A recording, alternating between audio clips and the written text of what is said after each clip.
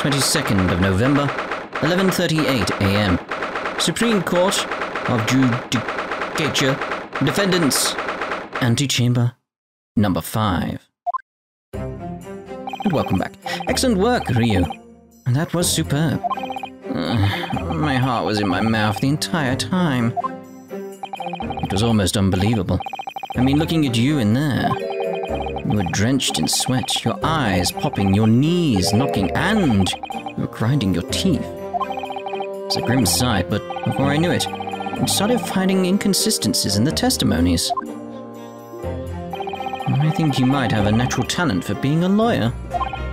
Forget it, it's terrifying. I get through this, I don't ever want to see the inside of a courtroom again. Anyway, it looks like we've exposed your phantom lady at last. Miss Jezaille Brett, a student from Great Britain, is she?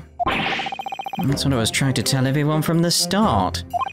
Dr. Wilson wasn't alone.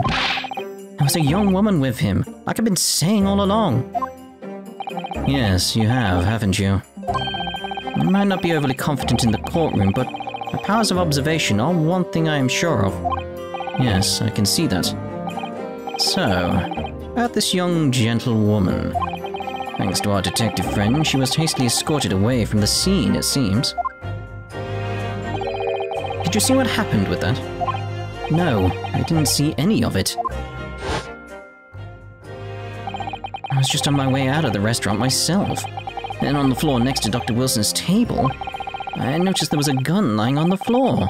And just after I bent down and picked it up... Bang.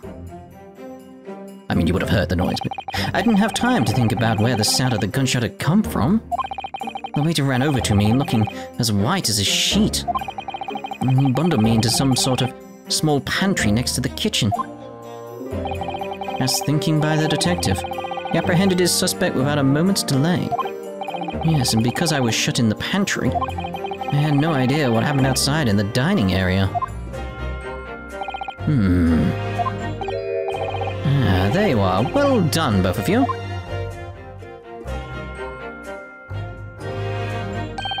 Professor Mikutaba. Oh, seems I was right. And the pair of you make an outstanding team. You've exceeded my expectations, I have to say. Yes, seems you planned this from the start. You arranged things so I wouldn't be able to act as a lawyer in his trial. He saw through me, my God. Our modern country is still in its infancy. Our justice system even more so. Which is why I firmly believe that we need to send our brightest young stars overseas to learn all they can. And I wanted to avoid a situation that may have resulted in your study tour to Great Britain being cancelled. Well, it makes no difference. Lawyer or otherwise, if I'm the kind of man who can't help his best friend avert the worst crisis of his life, I shouldn't waste everyone's time by going to study overseas anyway. What? What are you saying, Kazuma? So that's your stance. I was afraid you'd feel that way. Kazuma? Well then. It looks like it all comes down to you, young man. Oh, don't look at me like that. To me? Yes, you need to prove your innocence and uncover what really took place in that restaurant. I must say, I very much want to know the truth. After all, I have a personal connection to this case. Come to think of it, he said the same thing earlier this morning, didn't he? If you don't mind me asking, Professor, did you know the victim? Yes, I did. As you're probably aware, Dr. John H. Wilson was a visiting professor at UME. And it was I who invited him. Oh, I see. I didn't know that before. Anyway, you're about to go into battle. The victim was a university professor from Great Britain, and a well-known one at that. Naturally, our government is looking to identify and punish the culprit as quickly as possible. But let's not forget who we're up against. The gentlewoman whose involvement our police bureau went to extraordinary lengths to hide. Yes, and I'm sure the prosecution will be using every tool at their disposal to quash your case. But I've no doubt that you pair will put up a good fight right to the last. Best of luck. Thank you. Now then. I need you to run an errand at the university at once. There's something I think we may need. Of course. Good luck, Kazuma-sama. Defendant Naruhodo. Court recess is over. Please make your way back inside the courtroom at once. It's time. Let's get back to it, partner. Let's go in there and deal a decisive blow before those old fossils know what's hit them. Kazuma? What? Thank you. Really? What for? Well, if you hadn't said you believed me, then I'm fairly sure I'd already have been found guilty by now. Look, I have faith in you. As a lawyer, and as a friend. Coming from you, that means a lot. He's a good friend. If I'm found guilty in this trial, I'm just worried because we know what happened to Mia. So it's like, don't die. He's really going to give up on his dream of studying abroad. He's the kind of true friend he is. So this isn't just my battle anymore. Whoever we're up against, we absolutely cannot afford to lose. Now I'm wondering, like, the music here, it sounds very sort of like as if it's using Japanese instruments and stuff like that. I'm wondering when, because we're obviously going to Great Britain at some point, I'm wondering if it's going to go to more sort of like Western instruments. I'm not entirely sure. It's just got that certain flavour to the music. It's like, it's of the period, of the time, of the country, of the culture. I'm just wondering, so it's like, it'd be interesting getting to Great Britain, there'd be sort of very sort of music that I would be familiar with. Is the best way of putting it? I think you know what I mean by all that. Anyway, alright then. I'll save the thank yous for after the trial. You can treat me to one of those sukiyaki meals I like from Yume Cafeteria on University Street. With an extra large portion, of course. Of course. 22nd of November, 12:09 p.m. Supreme Court of Judicature, Courtroom, number 2. It's quite quiet in here. Oh! The court hereby resumes the trial of Ryu. Prosecutor Ouchie. Have you managed to subpoena the witness? Yes, Your Excellency, against all odds. And thanks to a certain young stripling, the prosecution is now under rather painful scrutiny from the government. Sorry. Let the government scrutinize. That's their job. It's nothing to worry about. It's highly unlikely that the good relations we forge with Great Britain will emerge from this trial unscathed. Will you still think it's nothing to worry about when the new treaty breaks down and our nation founders? Again, terribly sorry. Did I read that right? Yeah, founders. I was thinking flounders. Like a fish or something like that. It's just, I don't know. It still makes sense, it's just I felt like I'd said it wrong. If the friendship between our nations is really so fragile, then the treaty isn't worth the paper it's written on. Too true, too true. You really have nothing to worry about, Ria. What do you mean? A secret trial, anxiety over some foreign government's opinions, a bungled investigation, missing witnesses. Is this what our nation's justice system is? Is this the Supreme Court of Japan or of England? Shut up, you jumped up rocky boy. You and your friend know nothing of the situation our nation finds itself in. By aligning ourselves with this great world power, we'll become strong. Diplomacy has never been more critical. Steady political maneuvering is what will secure our futures. Just looking around the room, everything's fine. I won't deny that I'm no expert. I'm just a student. I'm one who could arguably study harder too.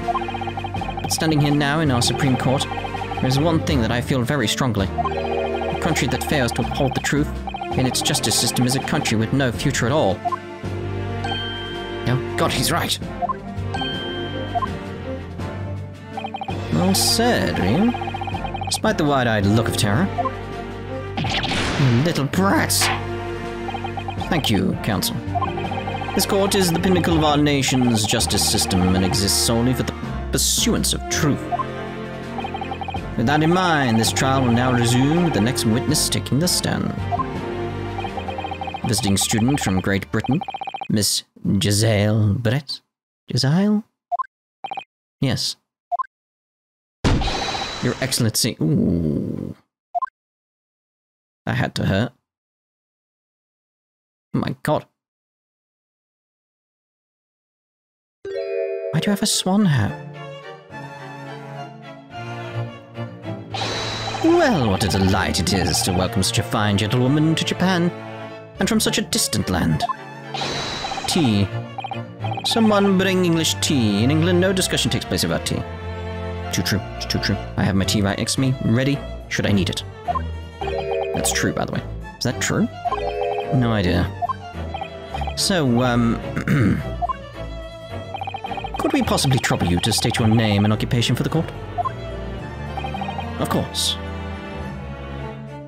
My name is Satoru Hasanaga. Not you, you fool. I have been working undercover as the head waiter at Le Carnival, but my Yes, we know all about you already. Inspector Hasanaga, where are your manners? In England, it's always ladies first. Is that true? No idea.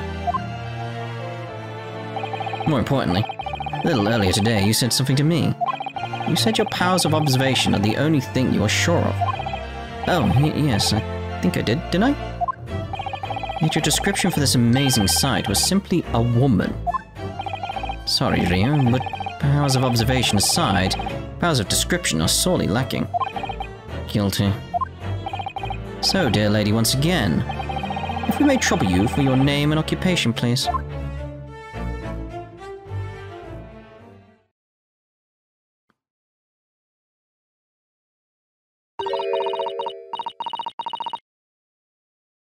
So she's speaking in English, I imagine, and they can't understand a word she's bloody saying.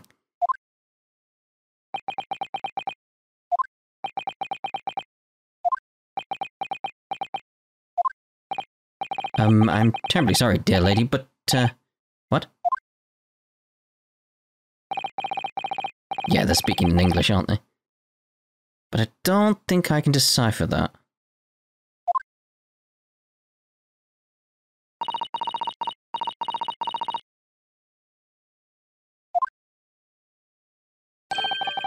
The lady says her name is Jezaille Brett. She comes... Jezaille? I don't know. She comes from London, England. She's a visiting research student, currently enrolled in UMay University's medical faculty. I was going to say facility. Oh my, what a rare treat to hear the dulcet tones of the delightful language of the British people. I'm afraid I don't understand a word you said, but it was as beautiful as a hummingbird's song. As far as I can tell. The detective is translating her words faithfully enough. Yes, I agree. You'll obviously do fine in England, Kazuma. English doesn't rattle you at all, does it? Nor you. You've clearly been paying attention in your English classes, Ryu. The court thanks the beautiful lady for taking the stand. Now, if it may trouble you to confirm something, Miss Brett. 3 days ago at a restaurant called Le Carnival, a grim murder took place. The court has been led to believe that you were dining there with the victim, Dr. Wilson, at the time. Is that correct? I like this little element.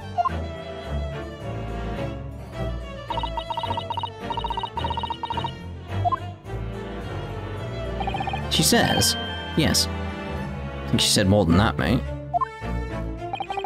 This could take some time. So even though she's studying here in Japan, she can't speak any Japanese.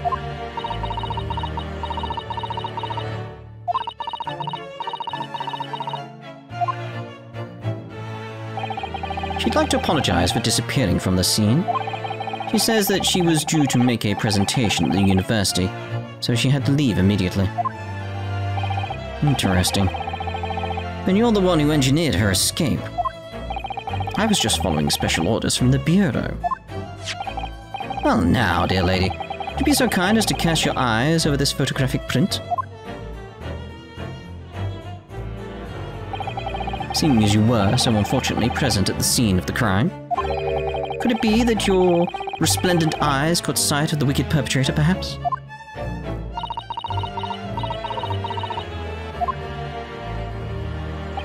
Apparently it was a very frightening and sorrowful sight.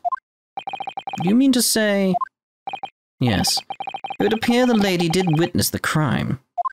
The very moment when the accused, standing right there in this courtroom, shot the victim in cold blood. Oh my, in cold blood? Order! Order in the court! Did you hear that, Your Excellency? Here we have an absolutely conclusive witness statement. Well, it looks like it's clear now. Clear who our real enemy is. I expected the words to go quicker than he said it. It was like I had to elongate it. Unfortunately, I will have to ask you to formally testify, if you please. Kindly tell the court the exact nature of this frightening and sorrowful sight you describe.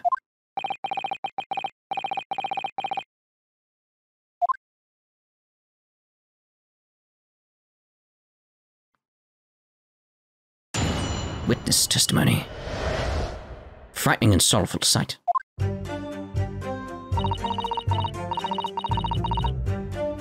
Is that sort of thing like, okay, we get the idea, could we just skip to it now? It's like, alright. I had arranged to meet for a slightly late luncheon with Dr. Wilson that day. The professor wasn't able to eat, so I ordered for myself only a beef steak. After a while, the accused came over to greet the professor, and they got into a fierce argument. Then, not long afterwards, the accused took the professor's gun and shot him right before my eyes.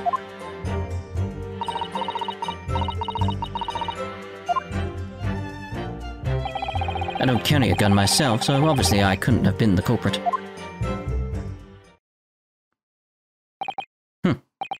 This is a condemning testimony. Yes, it is condemning. No! Apparently. I didn't have any kind of argument with the professor at all. Objection! Quiet, you filthy wretch. Look at you, you black-hearted blackguard. And look at this snow-white angel. I'm sure even a dark-minded scoundrel like you can imagine whose words the court is going to believe. Ugh. You're still making the same mistakes, Ryu. You mustn't blurt out when you're goaded like that. It's a lesson you need to learn. But he's so annoying. Of course, I was at the scene as well. I took statements from this lady and 2 witnesses who testified before and reported back to the Bureau. It was decided that Miss Brett was not involved, so I let her go. The testimonies of the last 2 witnesses were completely worthless. However, well, even so. On the day in question, the lady was wearing the same outfit as she is today. As you can see, there is nowhere about her person where she could conceal a firearm. There's loads of places! Like in her hat, her hair. Like, clearly she's wearing some kind of jacket coat that could be a hidden pocket inside, in her gloves. Up her skirt. In her bow. There's loads of places. I would think she could hide a gun almost anywhere in the outfit if she wanted to. Yeah. Unless and until the precise location where the witness is to have hidden the weapon can be shown, this is moot. Okay. There are no pockets in my outfit. I have nowhere to hide a gun. Those are the witness's own words on the matter. Are they, though? Oh, that's ridiculous. If he was allowed to lift up her dress, I could prove it. What? Don't think about doing anything rash, Ryu. But I didn't fire the gun I picked up. Must have been another gun there that day. You're right about that. Which means this lady was hiding a gun somewhere. Yes, that's what we have to prove now. And to do so, we will need to pull her testimony apart.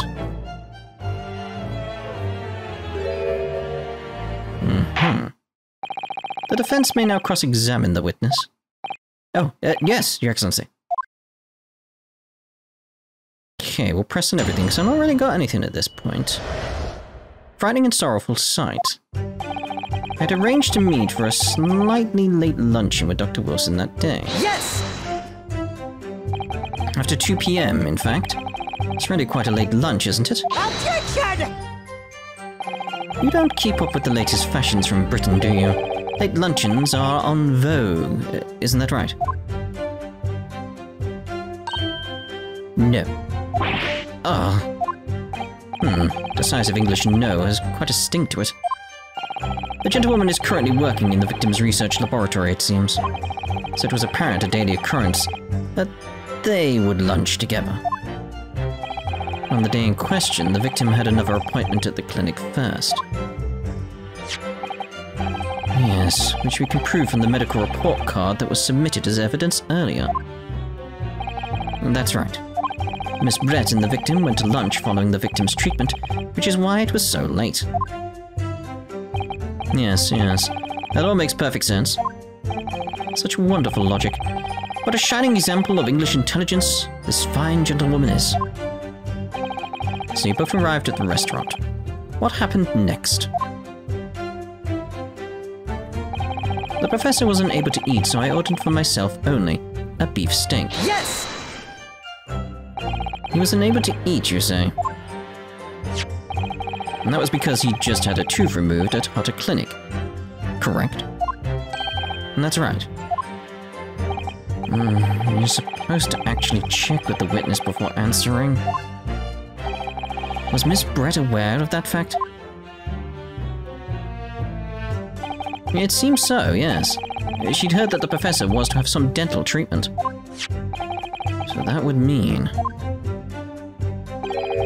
that it was you who ate the steak pictured here. Is that right, Miss Brett? That's right, yes. The print you have there shows the table exactly as it was left after the horrifying events. But he was murdered right next to the steak. Exactly it was left. Dear me, what a harrowing experience. To have travelled to a distant island on the far side of the world and be embroiled in such a tragic incident. Have no fear, my dear lady. I swear I will crush the evil fiend that has subjected you to this terrible plight. So the victim, Dr. Wilson, had nothing to eat or drink at all. That's right, other than some carbonated water. Just water? Yes, the professor was unable to eat, but he had been given permission to drink water. So it appears that the diners toasted their lunch with a glass of water each. Each raised a glass of carbonated water.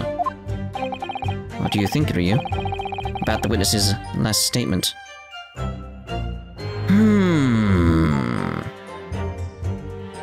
Let me see it again.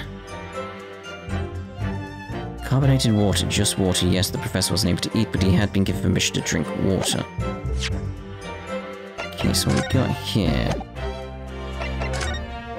That doesn't look like carbonated water, does it? It looks like wine, but I can't be 100% sure of that. I suppose that... Like, when you think about it... So the victim, Dr. Wilson, had nothing to eat or drink at all. That's right, other than some carbonated water. Just water. Yes, the professor was unable to eat, but he had been given permission to drink water. So it appears that the diners toasted their lunch with a glass of water each. But it's the each, isn't it? Because if we look at the table, there's only one glass, so what's going on there? So it is very meaningful, I think.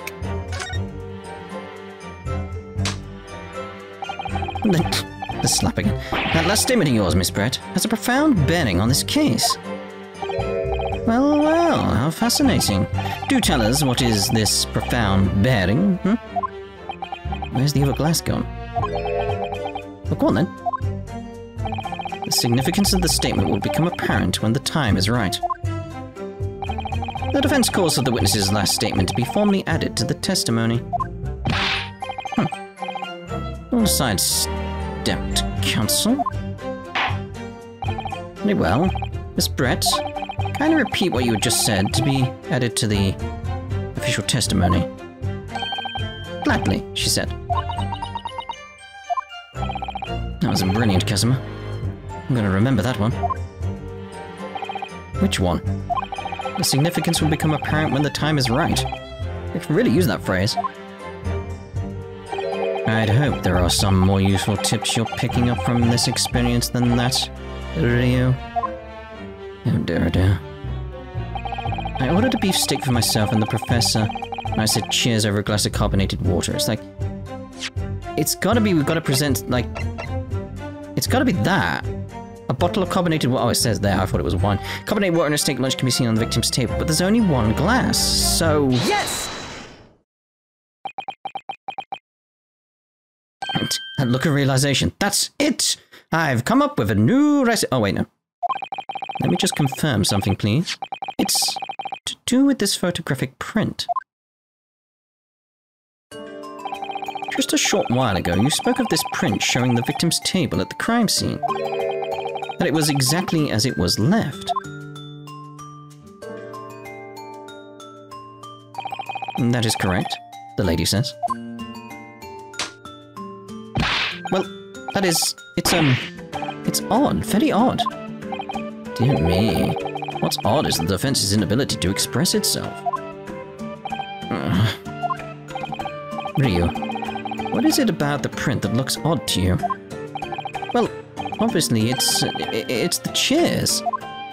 The chairs. Miss Brett just told us that she and the professor said cheers over a glass of water. But if that's true, there should be 2 glasses on the table, not 1. Ah. You're quite right, Counsel. There's only 1 glass pictured here. Objection! Are we supposed to be impressed by this nitpicking over minutiae? That's important, mate. What possible difference does the presence or absence of a glass make on the case? Objection! You can't cheers with 1 glass. Minutiae, you say? Could it be that the detective here removed a glass from the table to conceal the lady's presence? Of course not. I would never do something so reckless. But there should have been 2 glasses on the table. Or are you going to try to tell me you can clink with only 1? You're quite right. I certainly took 2 glasses to the table.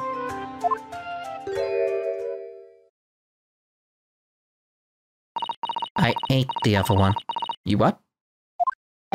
Inspector, what did the lady say? It would seem that it was Miss Brett who took the glass from the table. What? It was also terrifying, everything that happened.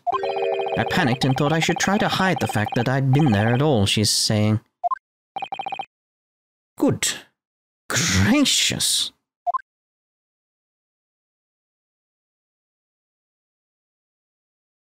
Okay. Sorry. Very much is English. There, as I assured the court before, this is of no consequence at all. Oh, please. You must remember that this student had just murdered this lady's luncheon companion before her very eyes. Who could blame her for concealing a glass or 2 in her state of disarray? That's absurd. Oh, really?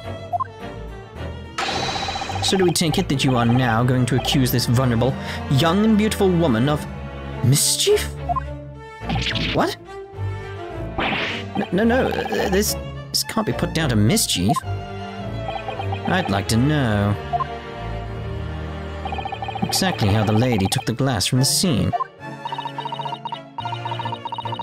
You're like, what did you put it in? Because whatever you put it in is probably where the gun was. It would seem that she slipped it into a small handbag she was carrying. A handbag, you say? Yes, Your Excellency. A small, handheld pouch commonly carried by well-to-do women in England, which means that therefore she has a place to conceal a weapon. So, the beautiful lady has very graciously explained how and why she removed the glass from the scene now. However, the fact remains that the glass has absolutely no bearing on the case. This student has been trying to confuse the court with logical reasoning, but in the end it comes to nothing. No more pretentious accusations. You have wasted enough time already. Indeed, the lady has offered a satisfactory explanation as to why she removed this glass. I think henceforth we can consider the matter to have been no bearing on this case. Counsel for the defense, are you in agreement? No! Well, I don't know really. If you want to pursue this matter further, you're going to need to show that it has some deeper significance. Yes, you're right. So she took the glass away in her handbag. Is there a deeper significance? There. It's the handbag. I mean, it's that simple really, isn't it? It's like, that means she has a place to hide things. What else could it be? And we'll find out if I'm right in the next part. We'll see you then. Ta-da for now!